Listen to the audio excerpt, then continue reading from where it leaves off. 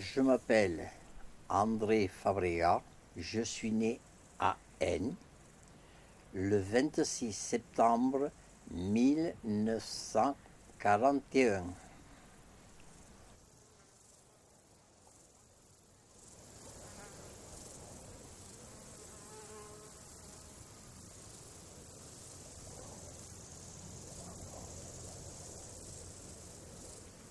Je m'appelle Mimi Fabregat, je suis née à Aisne le 13 juillet 1938.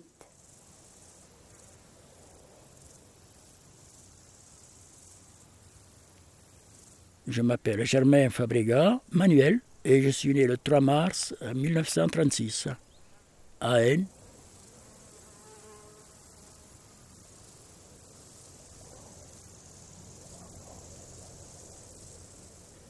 Je m'appelle Fabregat Vincent. Je suis né le 22 janvier 1932 à Aisne.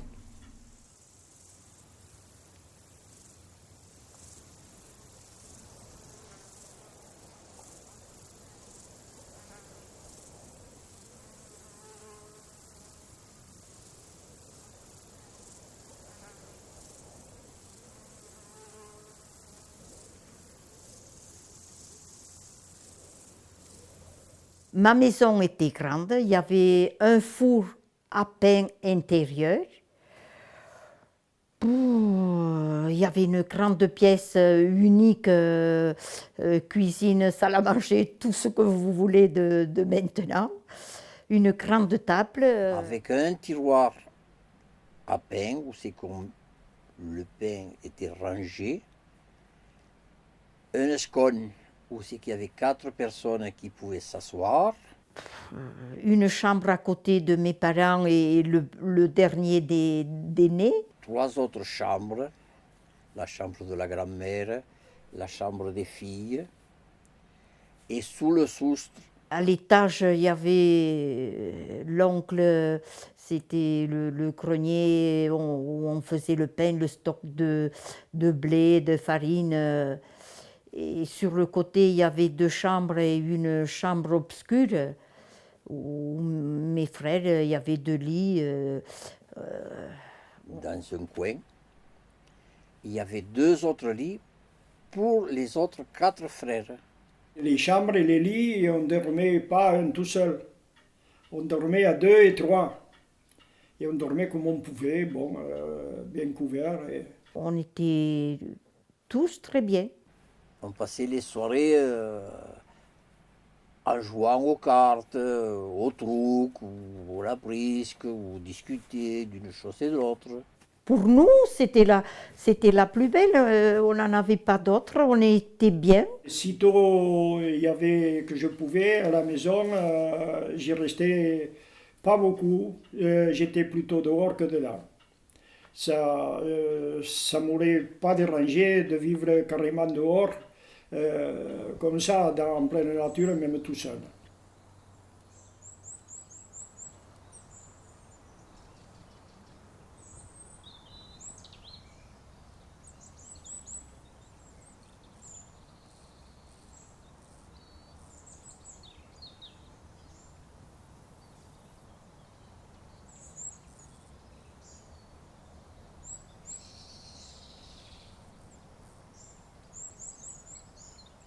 Si j'ai bon souvenir, dans les années 30, ça a été, entre 30 et 29, un truc comme ça, l'arrivée de l'électricité à Nières, au village. Et un an ou deux, je ne sais pas, après, ils ont électrifié tous les environnements où c'était habité, dont Aisne. Et moi, j'ai connu donc, la maison que je suis né, toujours avec l'électricité. Je suis le dernier des 6 enfants, donc en 1941, déjà, il y avait la lumière existante à Aisne, dans la maison, à l'étable, et tout ça.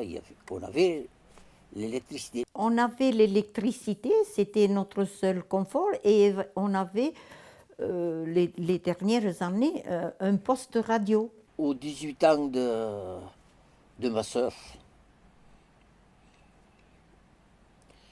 qu'ils ont été au vendage et ils ont ramené un poste TSF. C'était un grand événement à ce moment-là d'entendre la musique dans la maison. On écoutait, enfin, mes grands frères et mes parents écoutaient les informations. C'était notre seul bien-être. Et c'était déjà énorme.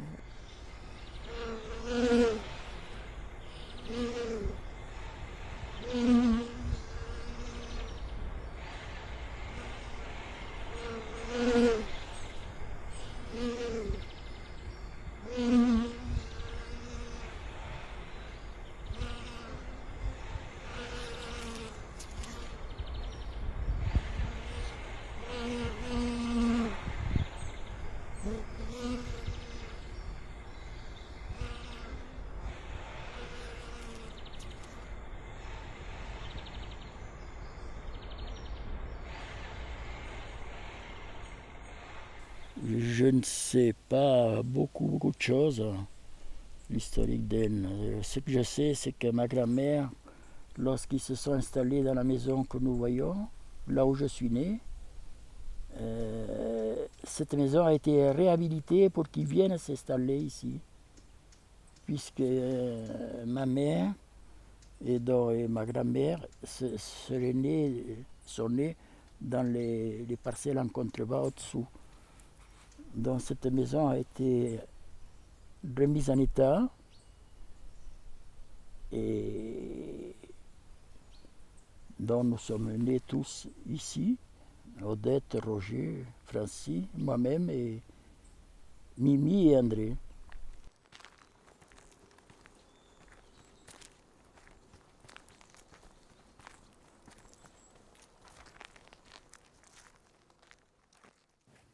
C'était dur, mais bon, on ne se plaignait pas. En automne, on arrivait, comme la nuit tombe de bonne heure et l'heure décalée par rapport à maintenant, à 5 heures, on sortait de l'école et montait, on arrivait nuit tombée. Mais bon, en arrivant, on se changeait le tablier de l'école, on le suspendait à l'armoire, et on faisait les devoirs. Ça, il fallait faire les devoirs et étudier les leçons. Et bon, les plus grands allaient encore porter manger aux cochons et faire ce qu'il y avait, ou les lapins, ce que maman et la grand-mère n'avaient pas pu faire, ou il y avait eu autre chose, traire. Voilà, hein, c'était un continuel recommencement. Voilà.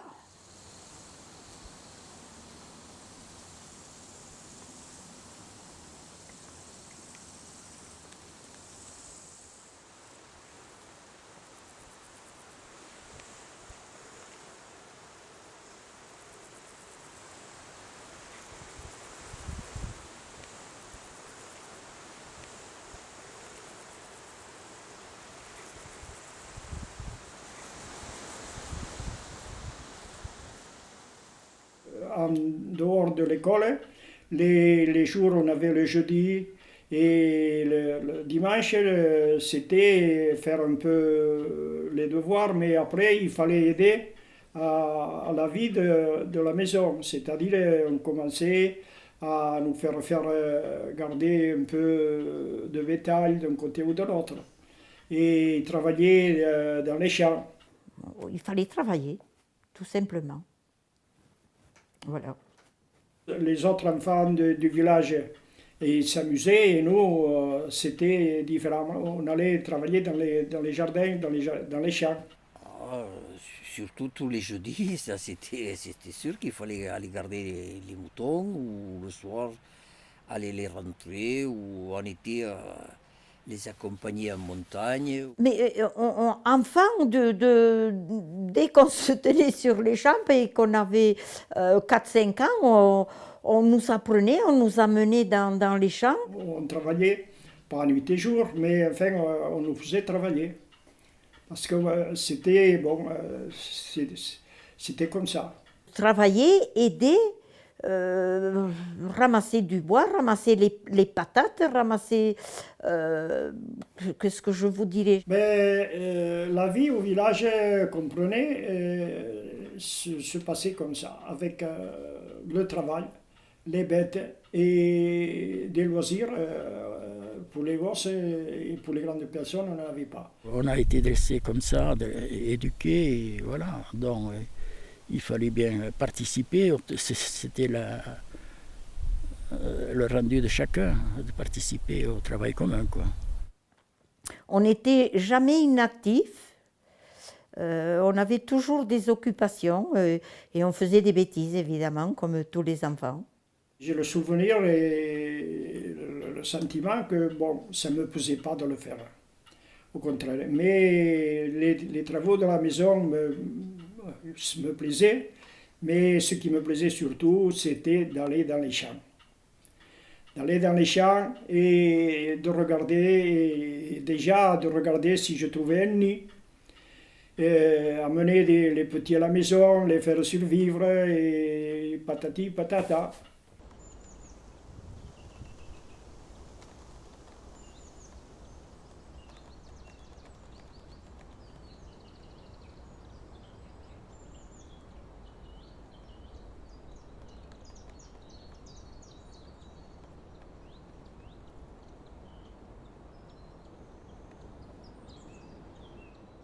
La vie à Haine, en général, a été agréable, puisqu'on était libre de beaucoup de choses. Disons, de courir d'un côté et de l'autre, de manger ce qu'on voulait, ceci et cela. La vie à Haine, elle était normale. On ne connaissait rien d'autre. On n'avait pas. On était né là-haut, on avait grandi là-haut. Pourquoi ne pas dire qu'on était heureux? C'est tricher avec la réalité. C'était des périodes où les gens étaient heureux de se retrouver, de travailler et de nourrir la famille et les enfants.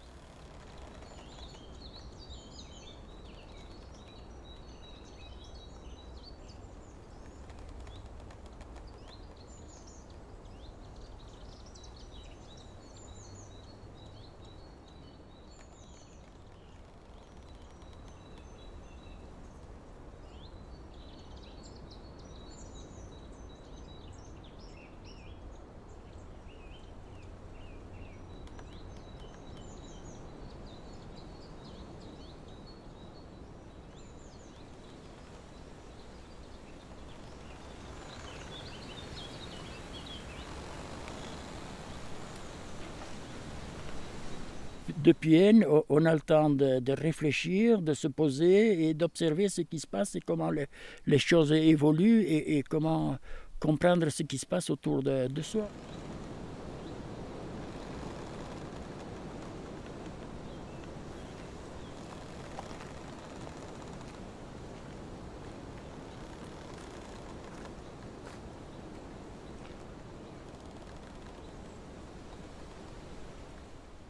Alors le départ d'Aisne, ça s'est fait automatiquement en prenant de l'âge. C'était dans les années 50, je ne sais pas exactement la date, si c'était 50, 51 ou 49, dans ces eaux-là. Oui, par là. Hein. Au cours de l'été. Oui, mais ça s'est passé machinalement parce que déjà en 50, oui, en 50.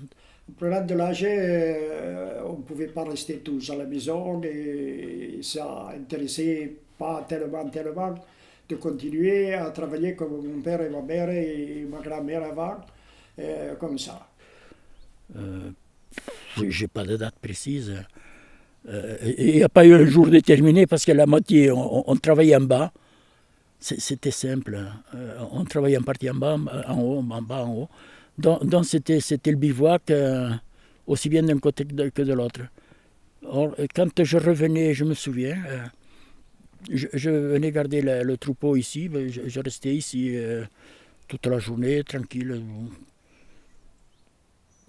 Après, bon, voilà, c'était aussi simple que ça. Hein.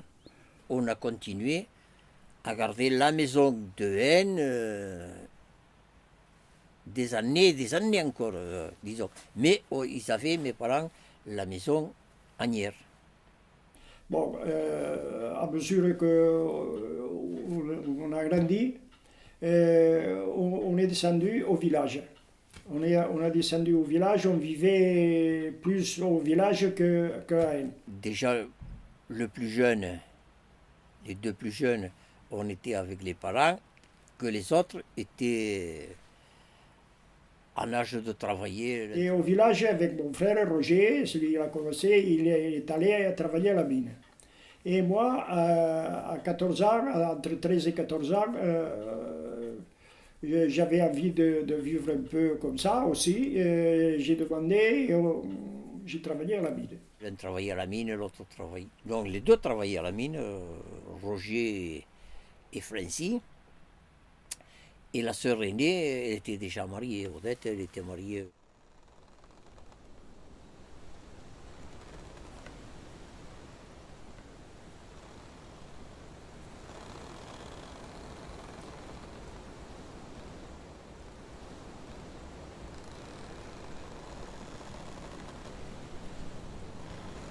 Parce que bon, mon père était âgé, et en étant âgé, on voit les choses autrement.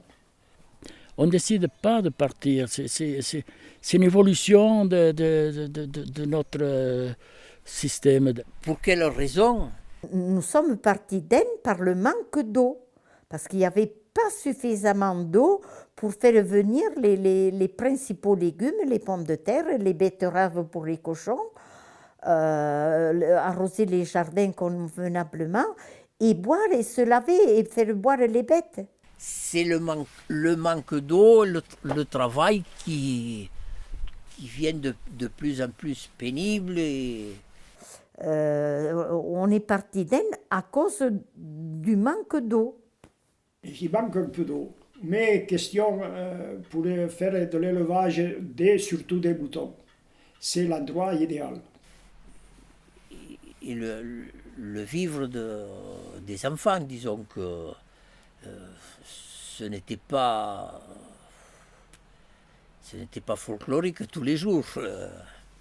La vie, bon, c'était le travail rude,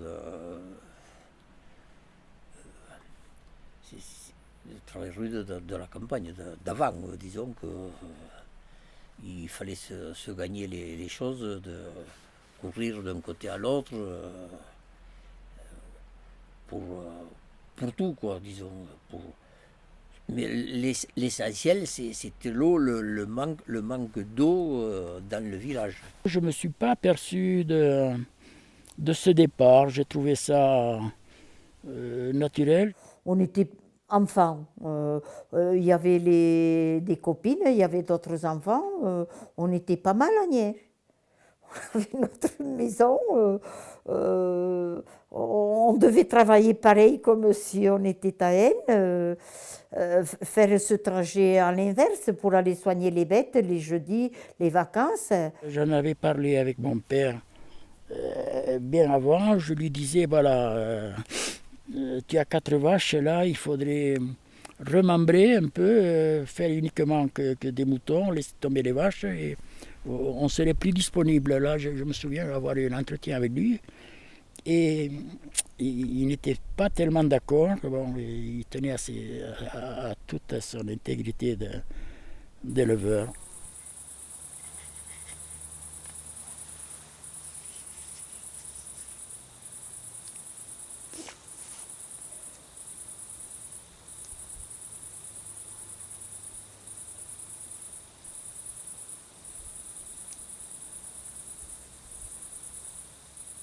« 25 ans pour élever une famille engranger quelques ressources et un peu d'argent avec le bétail qu'ils ont élevé pour acheter d'autres terres sur Nières, voilà. Tout en conservant N quand même pour le point de chute avec le bétail et continuer à progresser.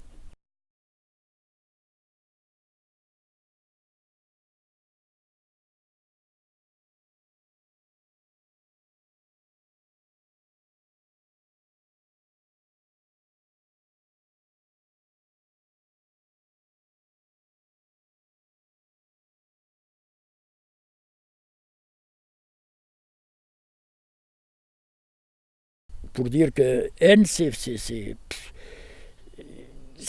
aussi drôle que ça, parce que quand je vois les pans de mur qui restent là, juste en face de moi, sur la partie haute, là, c'est là où une partie de ma famille est née. En contrebas aussi, et au milieu nous-mêmes.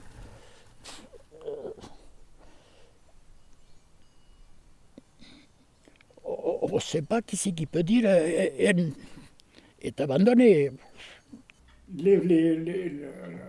Pas les premières, au moins la première année, j'évitais de revenir à la maison.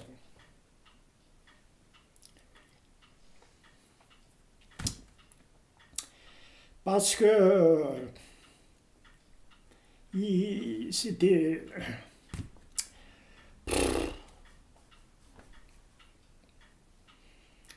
Pour moi, c'était pénible de rentrer à la maison et ne voir personne. Je suis toujours là.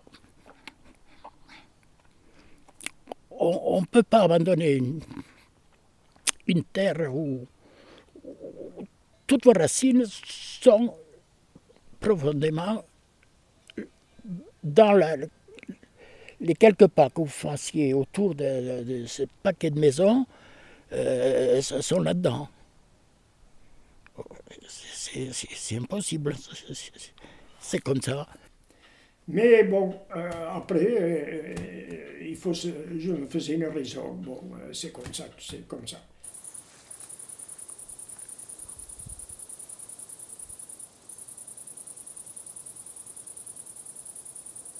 Je m'appelle André Fabrega.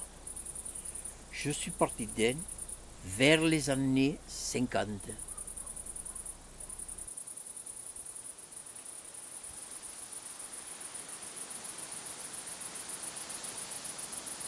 Je suis Mimi Fabrica et nous sommes partis à Nières en mai 51. Automne ou 51.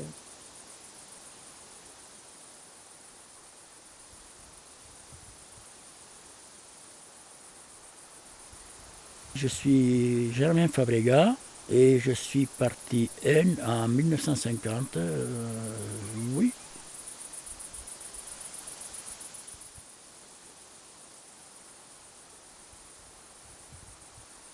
Je m'appelle Fabrega Vincent. Je suis parti d'Aisne dans les années 47-48, ou plus tard 48, mais plutôt 47.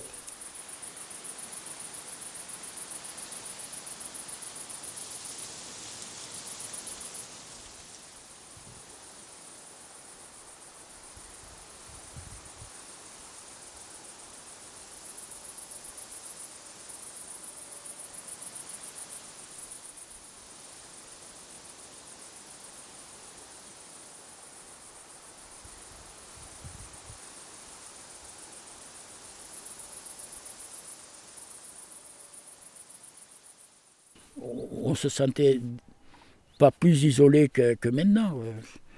Moi, je me souviens même là, une période moins reculée où je viens à Aisne, on ne se sent pas isolé de quoi que ce soit. On vit pleinement ce qui nous est dû de vivre. C'est tout simple. À quoi bon dire qu'ailleurs c'est mieux? C'est pas vrai.